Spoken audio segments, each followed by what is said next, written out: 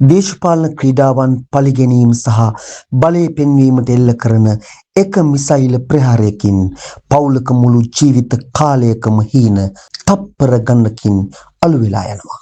ඊයේ දවසේ සිද්ධ වුණු දරුණු ප්‍රහාරය මැදින් මුළු ලෝකයේම දැස් කඳුලින් තෙත් කරපු එක් සංවේදී සිදුවීමක් වාර්තා වුණා. ඒ තමන්ගේ මුළු පවුලම අහිමි වුණත් සුල්බුන් යට ඉඳන් තමන්ගේ දීනිය බේරගන්න වෙරදරපු එක තාත්තා කෙනෙක්ගේ කතාව. නගරයේම නිශ්ශබ්දව නින්දේ පසු වුණු ඒ මධ්‍යම රාත්‍රියේ කිසිම අනතුරු ඇඟවීමකින් තොරවයි ඒ මාරක මිසයිල ප්‍රහාරය එල්ල වුණේ. තප්පර කිහිපයක් ඇතුළත සුන්දර නිවාස පෙළක් මළගයක් බවට පත් වුණා. ගොඩනැගිලි කඩා වැටෙද්දී දූවිලි සහ ගින්දර මැදින් ඇසුනේ මිනිසුන්ගේ මරණ බියෙන් පිරුණු කෑගැසීම් විතරයි. ප්‍රහාරයෙන් විනාඩි කිහිපයකට පස්සේ සහන සේවකයෝ එතනට ළඟා වෙද්දී මුළු ප්‍රදේශයම අල්ලු කොටක්. කාගේවත් ජීවිත බේරලා තියෙයිද කියන එක සැක සහිත වුණු ඒ මොහොතේ එක විශාල කොන්ක්‍රීට් තට්ටුවක් යටින් ඉතාමත් දුර්වල මිනිස් හඬක් ඇහෙන්න පටන් ගත්තා.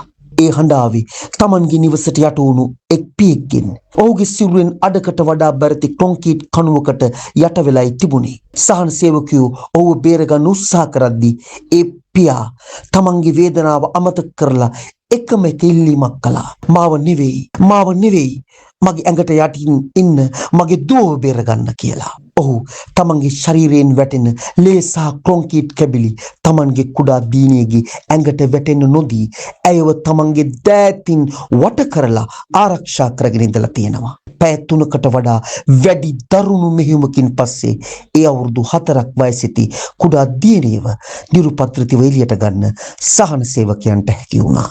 දුවව සුව පහසුවෙන් එළියට ගත්තා කියා දැනගත්තු ඒ පියාගේ මුහුණ ඇති වුණේ විස්තර කරන්න බැරි සහනයක්. ඔහු අවසන් වරට තමන්ගේ දියණිය දෙස බලා සිනාසුණා. හැබැයි ඒක මේ ලෝකයේ ඔහු මුදාහල අවසන් සිනාව.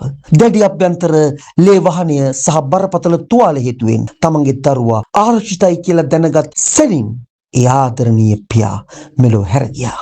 තමන්ගේ ජීවිතේ පූජා කරලා තමන්ව බේරගත තාත්තා නැවත කවදාකවත් තමන්ව වඩා ගන්න එන්නේ නැති බව ඒ අහිංසක දීනිය තවමත් දන්නේ නැහැ. යුද්ධයේ නාමයෙන් දේශපාලකයෝ ජයග්‍රහණය සමරද්දී මේ දීනියට අහිමි වුණේ ඇගේ මුළු ලෝකයමයි. මේක ඊයේ සිද්ධ වුණු එකම එක සිදුවීමක් විතරයි.